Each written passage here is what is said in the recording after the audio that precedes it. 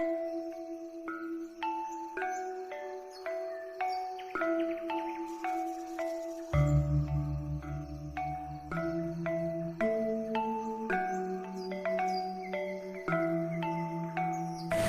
Swastiastu, Om Awigramastu Namo Sidam, Om Anubadrah Kratawayantu Wiswatah, Om Siddhirastu Tat Astu Astu Swaha.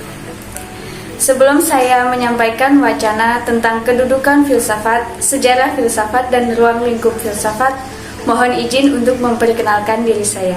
Perkenalkan, nama saya Nitya Yuli Pratista dengan nomor NIM 211309104, Prodi Teologi Hindu, jurusan Brahma Widya, Staf Negeri Empu Kuturan Singaraja.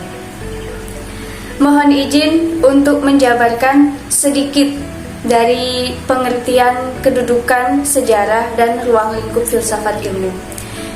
Filsafat ilmu adalah cabang dari etimologi, yaitu filsafat pengetahuan dan filsafat ilmu.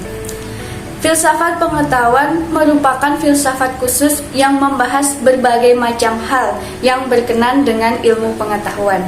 Sedangkan ilmu filsafat adalah bagian filsafat yang menjawab beberapa pertanyaan mengenai hakikat ilmu. Ilmu tidak akan tumbuh dengan baik tanpa adanya kritik dari filsafat itu sendiri.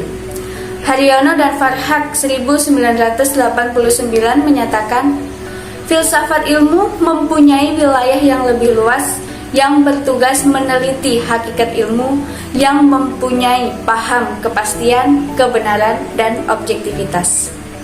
Selanjutnya, masuk pada sejarah filsafat ilmu.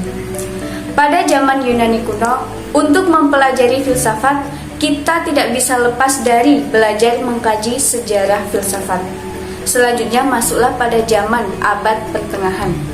Filsafat pada abad pertengahan sering disebut sebagai filsafat skolastik, karena sekolah-sekolah yang ada sudah mengajarkan hasil dari perkembangan filsafat ilmu itu sendiri. Selanjutnya masuk pada zaman modern. Istilah modern sendiri tidak jelas apa maksudnya. Lazimnya, istilah modern menampilkan kesombongan dan arogan, bahkan menampik buah pikiran yang telah lahir sebelumnya.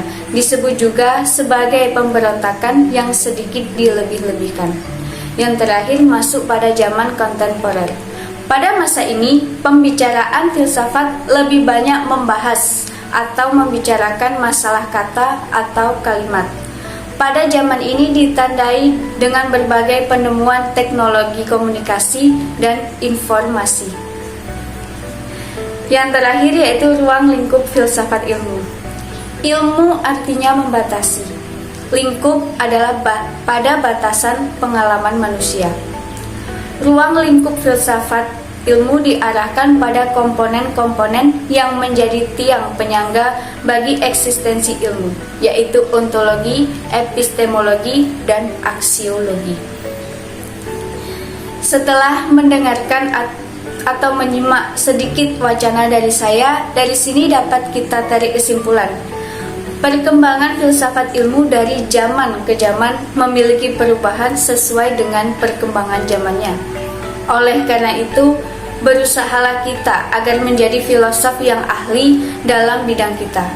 Pelajari dengan ikhtiar dan sungguh-sungguh. Ketika kita menguasai ilmu filsafat, pemikiran kita semakin luas dan dapat menguasai ilmu pengetahuan secara ilmiah.